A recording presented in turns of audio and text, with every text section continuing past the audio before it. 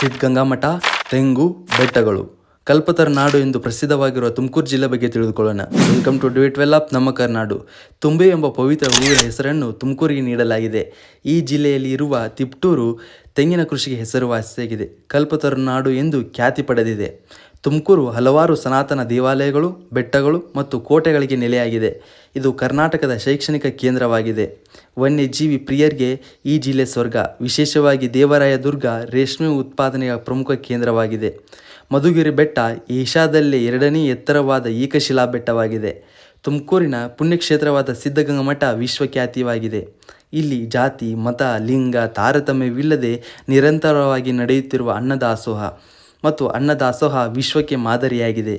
ತುಮಕೂರು ಜಿಲ್ಲೆಯ ಪ್ರಸಿದ್ಧ ಸ್ಥಳಗಳು ಹುತ್ರಿದುರ್ಗ ಬೆಟ್ಟ, ಸಿದ್ದರ ಬೆಟ್ಟ, ಶಿವಗಂಗೆ ಬೆಟ್ಟ, ಮಂದಾರಗಿರಿ, ಮಧುಗಿರಿ, ಚೆನ್ನರಾಯನದುರ್ಗ, ರಾಯದೇವರ ಬೆಟ್ಟ.